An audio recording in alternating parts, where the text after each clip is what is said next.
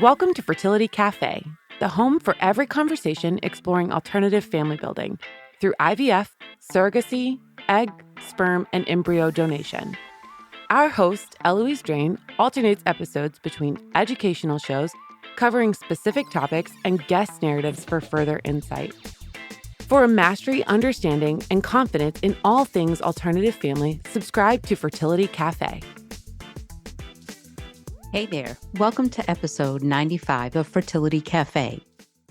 In this episode, we'll be talking about what it's like for a gay intended parent to navigate third-party reproduction. Surrogacy is frequently a final consideration for heterosexual couples desiring children after either dealing with a health situation or infertility issues that prevent them from being able to have children themselves. In contrast, for gay couples looking to start a family, surrogacy and adoption are often the only viable alternatives. The surrogacy process can be extensive and costly, and because laws vary from state to state, it can be even more complex for same-sex couples looking to become parents. My guest on today's show is a medical speech language pathologist and host of the podcast Going Through Something with Carnell Roberts. He lives in Atlanta with his husband and their bernedoodle, Swift. Carnell is a huge Taylor Swift fan. He is a new dad to a beautiful baby girl who happens to share my birthday. I'm a huge fan of his podcast, so I'm very excited to welcome Carnell to the show today. Carnell, it is so great to have you on with me today. Yes, I'm very happy to be here and to see you and to join you and to be a part of an amazing podcast. So thank you for letting me join you today. Well, thank you. So first, let's start with your story. Tell us a little bit about you and your husband, Gavin, and kind of just your overall family building journey.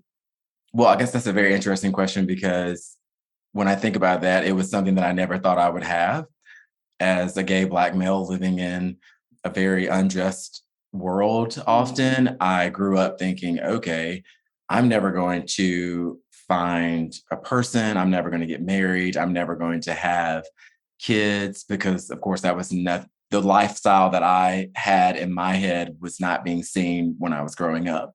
But flash forward to many years later, God had different plans for me. And I met my husband, who, by the way, is the first person I've ever dated in my whole entire life. Yeah, what? It's the truth. I actually wrote all these things on my mirror in my bathroom, all these different symbols. And of course, they were only meant for me to understand because I didn't want people putting their bad juju on what I was trying to put into the universe. Sure. And so I put those things on my mirror and I prayed for those things when I brushed my teeth at night. And in the morning, I saw them and I prayed over them and I believed in them and I saw them in my mind and spoke them into existence. And then 3 years later, I went on a date with him and he had every single quality I was praying for. Oh my gosh. And I went home to my roommate and I said, well, I think I just met the man that I'm going to marry. And then that is exactly what happened. So I married him and we've been together for about 7 years now. And it has been exactly what I feel like I've manifested into the world. And so that's how I started with my personal life. Yeah. And when you experience something like that, you can't help but to continue on that same journey with the same prayer, with the same attitude, with the same mindset. So I think in 2018, I went to Gavin and I said, we need to go and figure out how much it's going to cost for us to have children. Notice how I didn't say, do you want to have children? I said, we need to go. I said, we need to go figure out how much it's going to cost for us. And a little bit about my husband is that I always have the great ideas. I always have the vision. I can always see things. I can see past ugly. I can see past this doesn't exist yet. And he is the analytical one that's like, well, what about this? What about this? But in the end, it's always like, oh, that was a great idea. I'm glad you did that. And I'm like, hopefully you'll catch on to this theme here soon. So we went to a fertility clinic here in Atlanta where we live, and we found out how much it costs, and understandably so, our jaws dropped. But being forward thinkers, we decided that we would start saving so we can get into the process of doing that. I think it was 2020. And we met you and we spoke about, what we wanted and what we were looking for. And of course, after you so thoroughly explained, what kind of agency you were and how your company worked, but also most importantly, your personal story, we knew immediately that we were in the right hands. And so we were so excited about that. But of course, there were a lot of bumps on the way, but so well worth it. And so we're in the year 2023. So it took about 3 years, but timing doesn't matter when things line up perfectly and you get exactly what you need when you're supposed to have it. Yes. Amen to that. So let's talk about those bumps, because I think, unfortunately, when someone starts going down the path of surrogacy, you put in your mind like, okay, I find a surrogate, she gets pregnant, we deliver her a baby, and we're done. And Yep. nobody really talks about, well, not necessarily. Correct. As you're going through this journey, depending on your situation, you might be lucky and not really have a whole lot of bumps in the world, in your journey, rather. But life is about bumps. There's valleys and there's hills and there's all kinds of stuff that you will endure throughout entire life. And surrogacy, quite frankly, is no different. So if you don't mind kind of sharing what you guys kind of had to go through along the path. Yeah. I do want to say you're absolutely right about the bumps and stuff like that, because the only thing you think about is a baby bump. That's right. That's what you're trying to get to. You don't think about the actual hurdles to get there. And I will say, based on my experience, and I can't speak on behalf of my husband, but I was totally unaware of fertility, surrogacy, anything like that. All I knew is that I was a gay man living in the United States. How do I have kids? There's adoption. We're all totally abreast to how that works. So we think. And then you have this anomaly over here known as surrogacy and for IVF. And you're like, I don't even know anything about all of that. So for us, I'll just start off with like our embryos. We had 12 embryos, 6 of them were viable, 3 girls, 3 boys.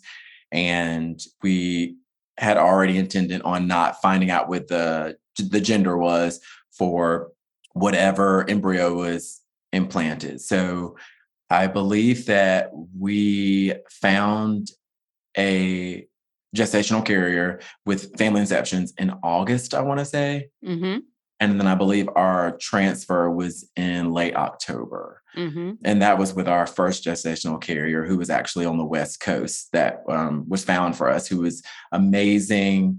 And I know that for us, we really wanted to be parents. And we were like, we don't care if she's on the West Coast. Who cares about timing? We did 2 transfers with her, and both of those transfers were unsuccessful.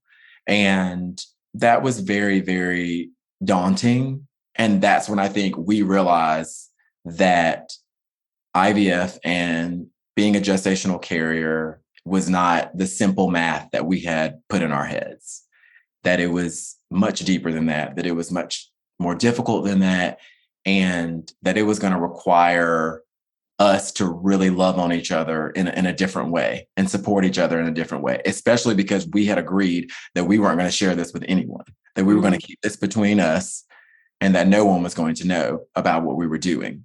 So you didn't share it with your family at all?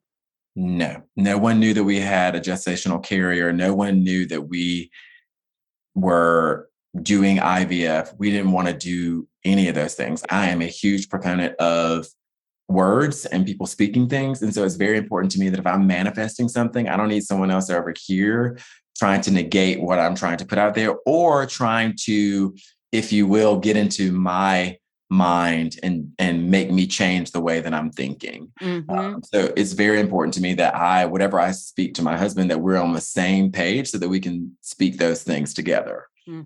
So we, of course, agreed contractually to do 3 transfers with our first gestational carrier. However, our fertility physician suggested that we not move forward with a 3rd transfer. And we completely agree with that. It was very difficult.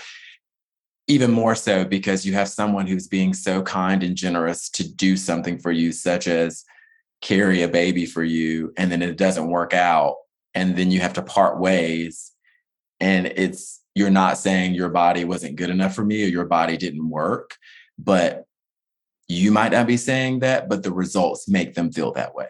Mm-hmm. So I think you also have to figure out a way to heal yourself, but also remember that there is like not only your spouse in this, but there's another person who was doing something for you, plus their spouse, and they are also healing from that. So something I'm going to share with you that you don't know about our journey, so this will be a surprise to you, is when our first 2 transfers didn't work, we were like, for me, I was like, I really want a baby and I want one right now. So we were going to consider adoption. And then we went through an adoption kind of like call just to kind of figure out how it worked. And I told my husband, I was like, I don't think this is something I'm interested in. I would rather be patient.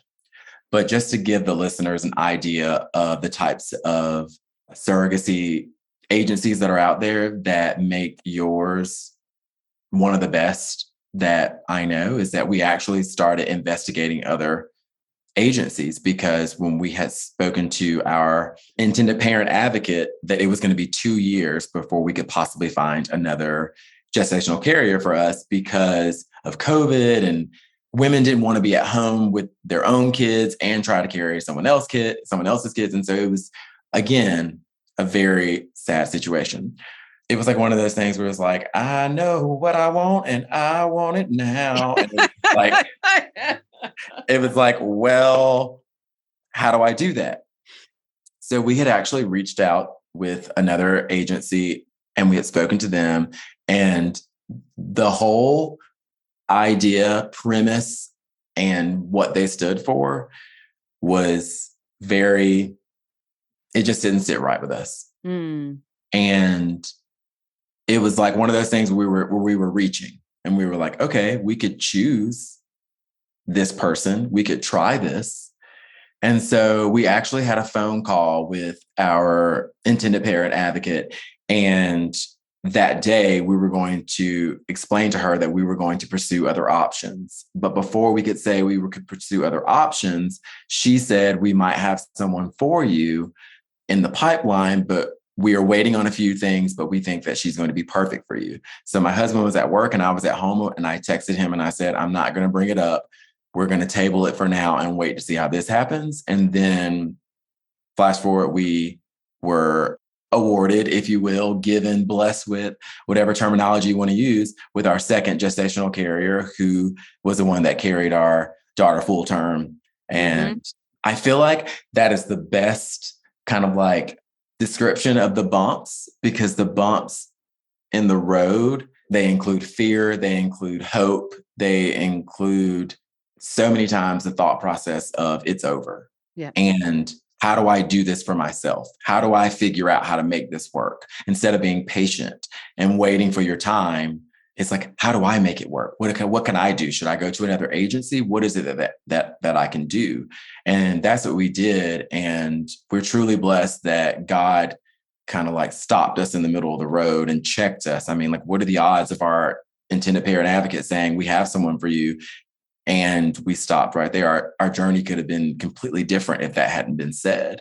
And I actually heard from our gestational carrier that she was actually provided with other profiles and that were considered for her, and that she said no. And then she read ours and was like, okay, yes, they're perfect. And again, it's the alignment. It's of course, hindsight is 2020, but I think the important thing in this is learning and being able to look back and understand why you did what you did and what you wanted, but also understanding that you have to understand that there's beauty in the bumps. And the bumps tell the story, whether that be a speed bump or that be a baby bump. It tells a story.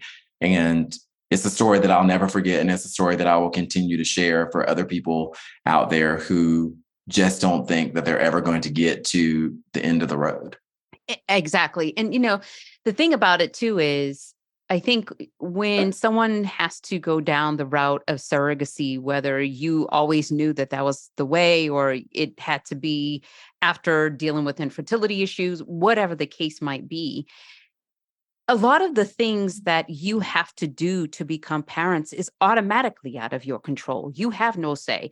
You go through IVF, the embryos are created. You have no say of how that works. You have no say of, the quality of the embryos. You don't even have a say, unless you only have one embryo or whatever, of even which embryos sometimes you get to transfer. It's just, this is the best quality embryo from what the clinic has told you. And so therefore, okay, fine. So a lot of it is out of your control. The pregnancy is out of your control because you're entrusting a totally stranger that you're just now meeting and putting your entire trust in being of your child's life in this person's hands, and allowing that stranger, if you will, to create this life for you.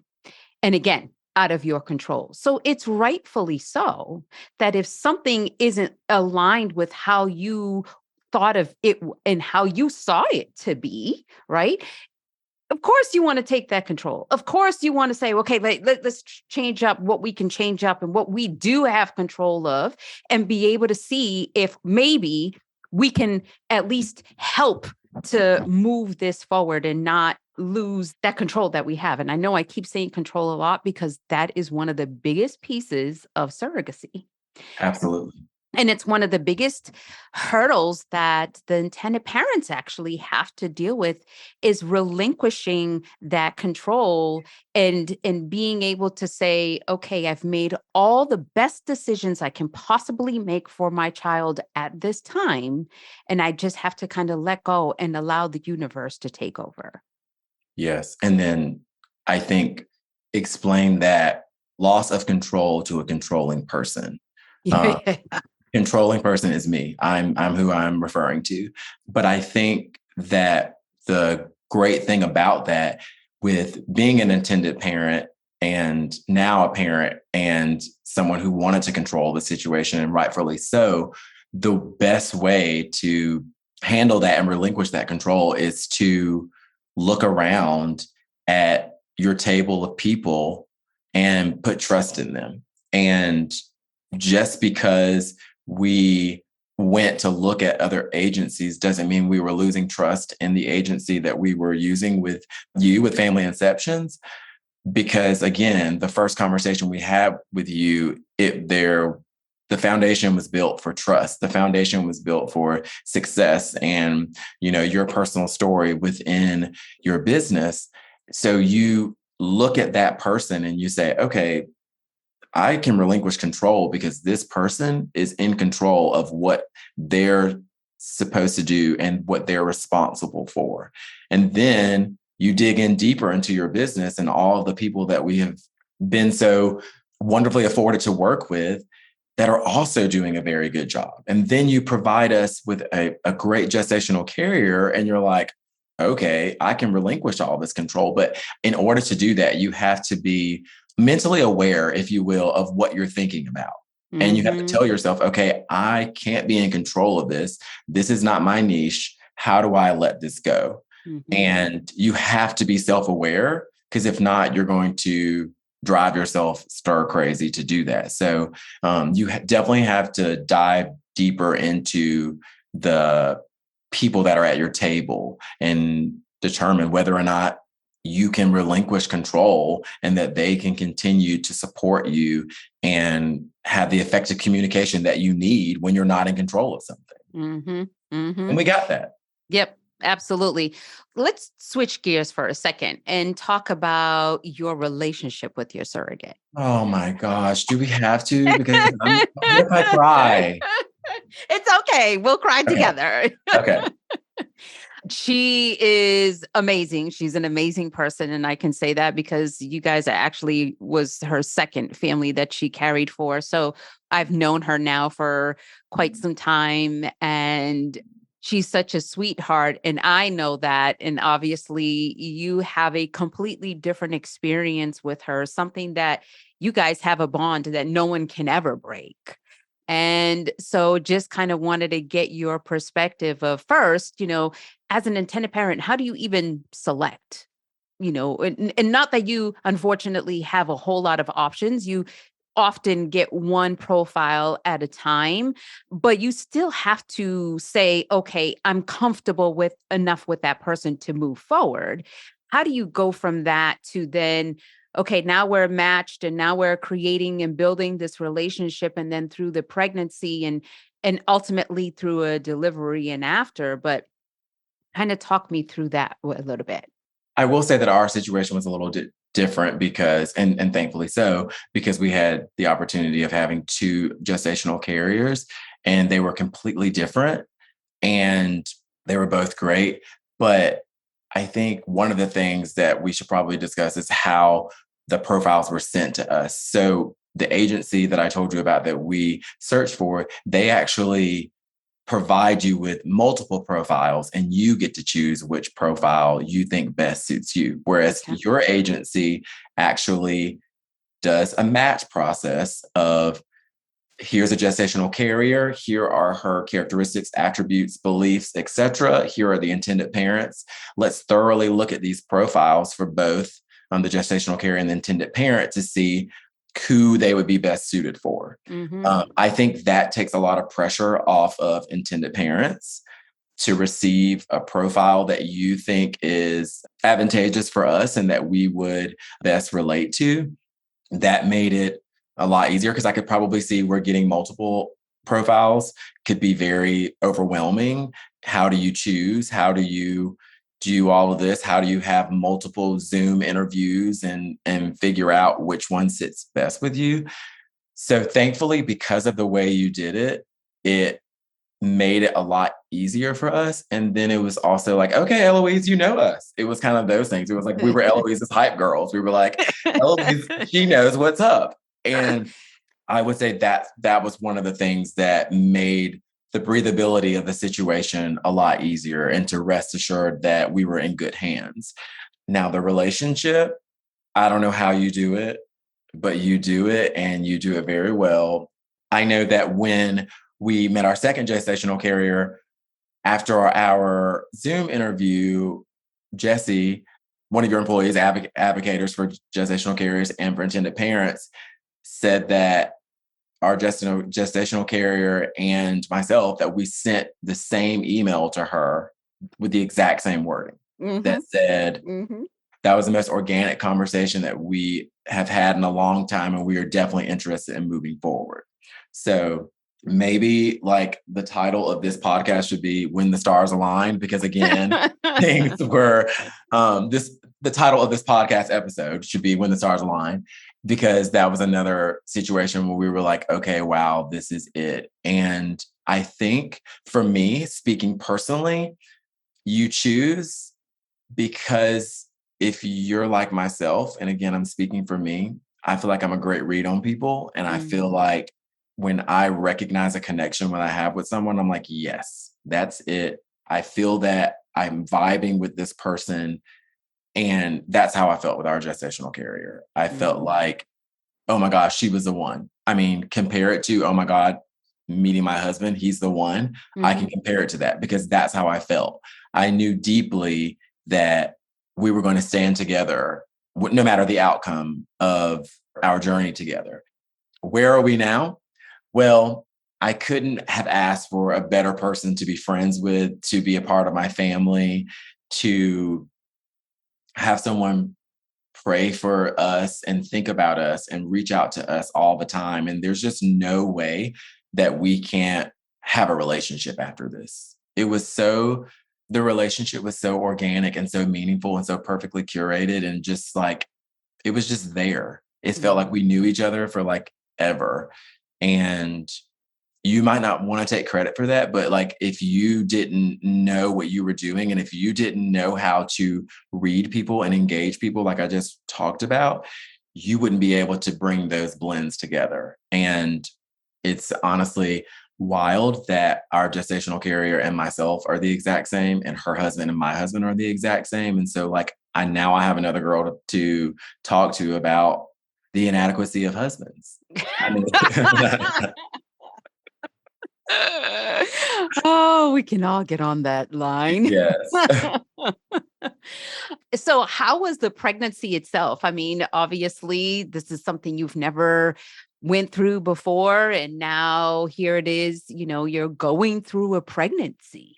Yeah, I think it was in the beginning, it was really hard because we had already had 2 unsuccessful IVF transfers. And so we only had that to live off of when it came to us doing our 3rd transfer with our gestational carrier here recently.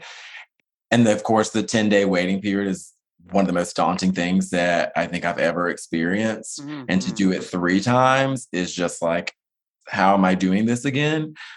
But it was a perfect pregnancy. And of course, I know that I'm speaking from my point of view, and I was not carrying the baby, and I didn't experience some of the things that she experienced. But it was the perfect pregnancy because of not only the way she handled it, but the way that she described it and the things that she shared with us, and the way that she made us feel so involved as if we were the ones carrying the baby. And we needed that. And we were very much a part of that. And also the positivity that she exuded throughout the pregnancy. I'll never forget her saying, after the embryo transfer, as far as I'm concerned, I'm pregnant until someone else tells me otherwise. And again, as I previously discussed, words are very important to me. And when you say things, and she was speaking that into existence, she was believing it, she was making it a thing, and she was saying that to the universe and making her body do what she wanted it to do. And thankfully, we didn't have to wait the 10 days because on the 3rd day, she took a pregnancy test and it was positive. Of course, we know you still have to wait until the actual blood test. Yeah, actual blood test to really know. But I feel like that helped subside some of our anxiety. And after that, it was like, honestly, perfection the whole entire way. Everything was great. Everything was wonderful. The way she delivered information, the way that she made us feel involved and like we were actually there, it was great. And then the actual delivery was the most wonderful thing I could ever imagine. And everybody was there participating? Everyone was there. It's just so interesting because, of course, it was like, I'm not going to do this. I'm not going to look.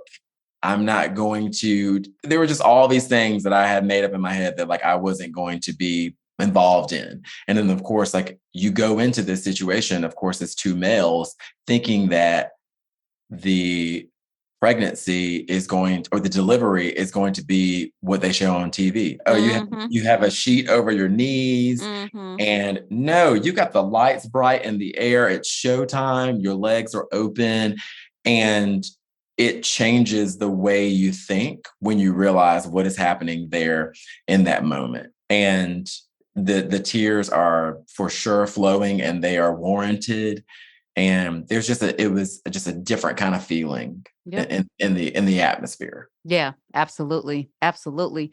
So let's talk about real quick your relationship with your husband, because obviously going through surrogacy is an emotional roller coaster and everybody deals with their own emotions. And then you have a partner that you all together have to deal with these emotions. So how do you nurture your relationship through the difficult moments? And then how do you support each other?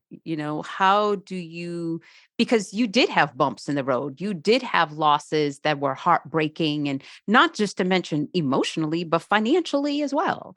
And you have these 2 partners that maybe you're on the same page and maybe you're not. Maybe you guys are, in different spaces. So how did you guys go through that? I think the important thing is definitely talking about what you see this journey as being with your partner. And I think that that's what we had to do, is like what we were expecting it to be and what we knew about how this works and how this can impact us, which is how we got to the decision of not sharing with anyone that we were going through this, that we were going to keep it with one another, between one another. So I will say you are very correct in regards to maybe you're on the same page, maybe you're in different spaces. We were for sure in different spaces. The way I handle quote unquote bad things happening in my life is a little bit different than my husband. I can definitely put a positive spin on things and use it as an opportunity to grow and use it as an opportunity to learn something and gather a deeper meaning from that, where my husband is a spiraler, if you will, where like once he starts thinking and going, he just keeps going. And I think what really worked for us is being empathetic to your spouse and doing the one thing that we don't do in the world, which is listen. Mm.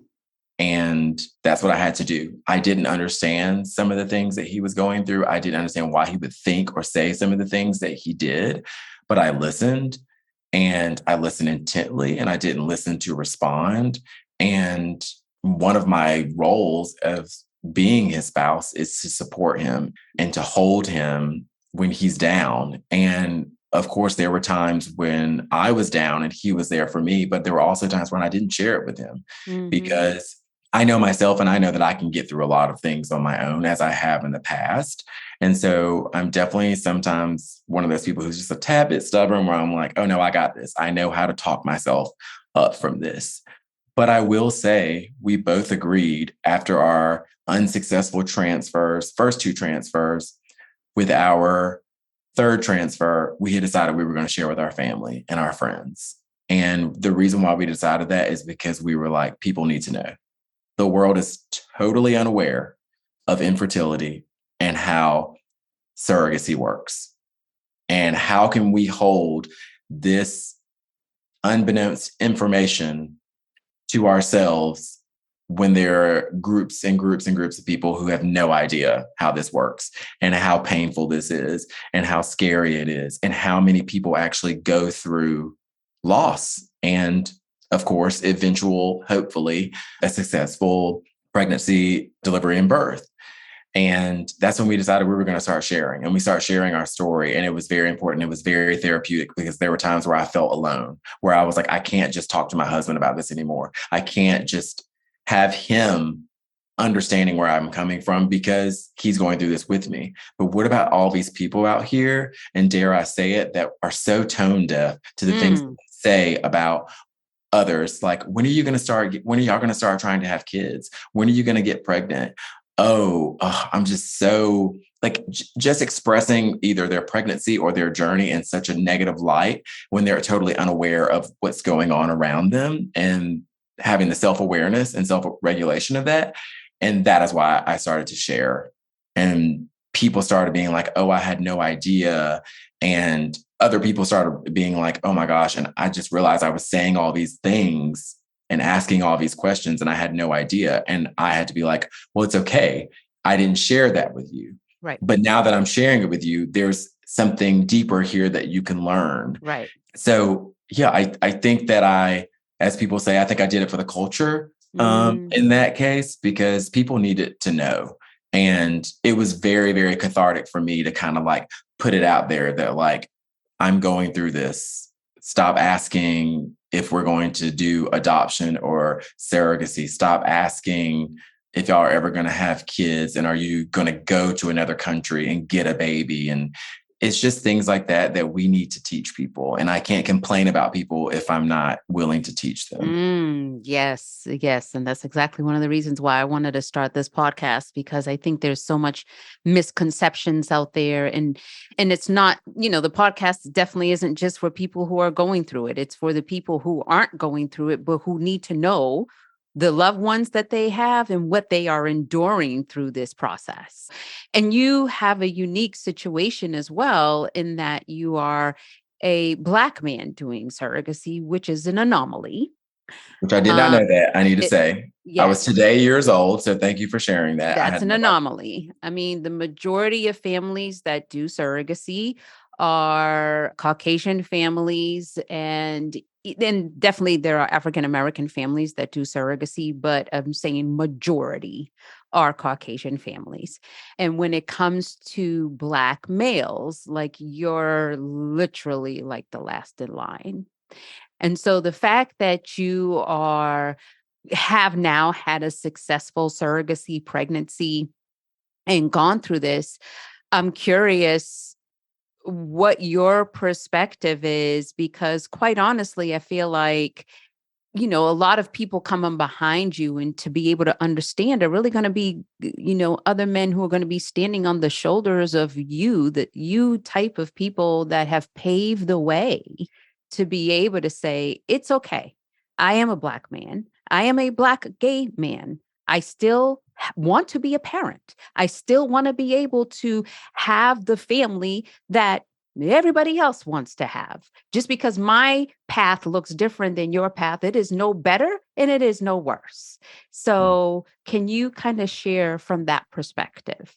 Yeah, absolutely. I think, again, I know I keep talking about the world that we live in, but I can't speak about anything without sharing the type of world that we live in. But we live in a world where people have little to say.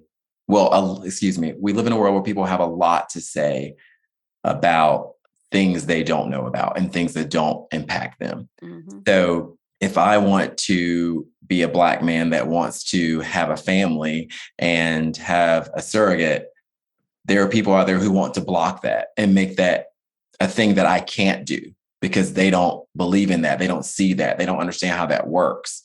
And so then they try to speak on it. But it was just like, I thought we should learn that like maybe we shouldn't speak on things unless we're fully aware of how they work.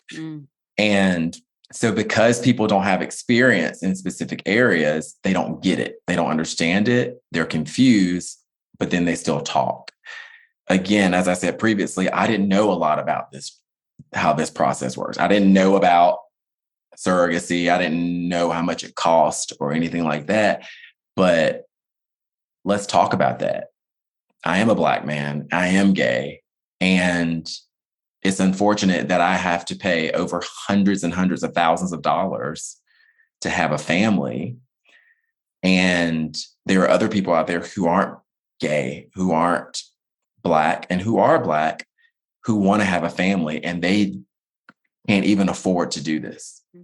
So our world has made it almost impossible for someone to do it because how expensive it is. Yes, I'm blessed and I have the luxury to do it. So I'm breaking that barrier, but someone paved a way before me. There was someone that went on this road to fight for rights for me to get here. And I think about that all the time.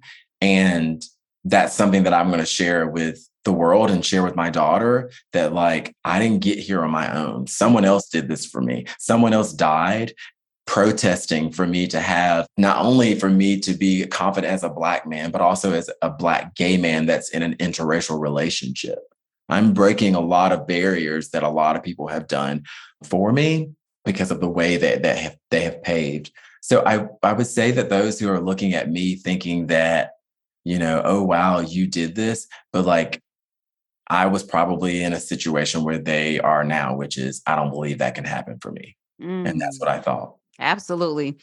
Well, my last question for you is, what advice would you give to other intended parents, that's starting this process? Maybe they're already going through it. Maybe they've, are dealing with some tough moments and some dark times. And like, what advice would you give to them in encouragement of like, that shall happen? It's just a matter of when your time is. Yeah, I think now that I've been through this and now that I'm on the other side, I would say my advice is going to sound simple, but it's definitely easier said than done. My advice is that your time will come and to stop comparing yourself to other people and the journey that they're in, and that you are going to walk into a restaurant, you're going to walk into the grocery store, you're going to walk into the doctor's office, and you're going to see things that you want. You're going to see families. You're going to see that cute little girl and that adorable little boy. You're going to see twins. You're going to see all these different things. You're going to see multiple blended families, and you're going to want that. And you have the right to want that. But just because you aren't there yet doesn't mean you aren't going to get there. Your time is going to come. And when your time comes, you're going to realize why it was your time. And you're going to realize that when you thought it was your time, it wasn't supposed to be. So don't compare yourself to the journey of other people and their family, because we don't know how they got there. you only know your journey and how you got to where you're going, and you don't know. So maybe let's not assume that what we're looking at is sheer perfection when we don't know how long it took to get those beautiful, adorable things that you are looking at. So you're almost there. Keep going, keep trying.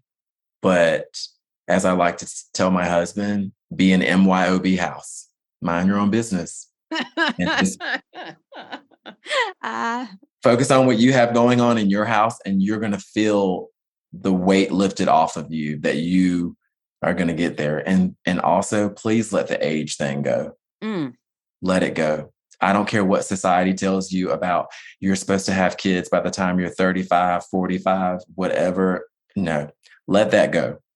What God and what life has for you is perfectly for you. And you may not realize that now, but you'll realize it, and it'll change your world, and you'll feel like a much better person afterwards. Yeah, I agree. Carnell, I can't thank you enough for being on the show with me today and sharing your experience. And it's been amazing. And I knew it was going to be amazing. I told you this before we even started recording the podcast. Like, I knew this, I had to have this conversation. And then, the fact that your daughter shares a birthday with me is even more perfect. So There you go. Yeah. Well, she's aiming for Eloise perfection. So we'll see if if that stands up. We got a while. So yes. But that's okay. That's all right. I'll be glad to raise my hand anytime she has any questions to steer the way.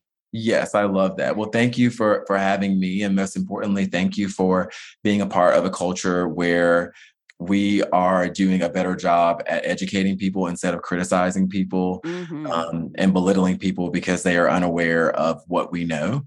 So thank you for sharing, a very difficult topic. I appreciate that. And thank you for allowing me to share my story and how I got here and how I have even further to go, because not quite done yet. Yes, that's right. That's right. Exactly. So, well, I appreciate you, and thank you for joining me.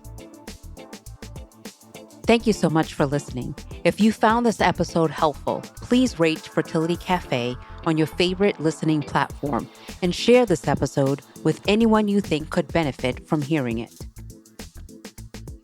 Tune in next week for another amazing episode on Fertility Cafe. Until then, remember, love has no limits. Neither should parenthood.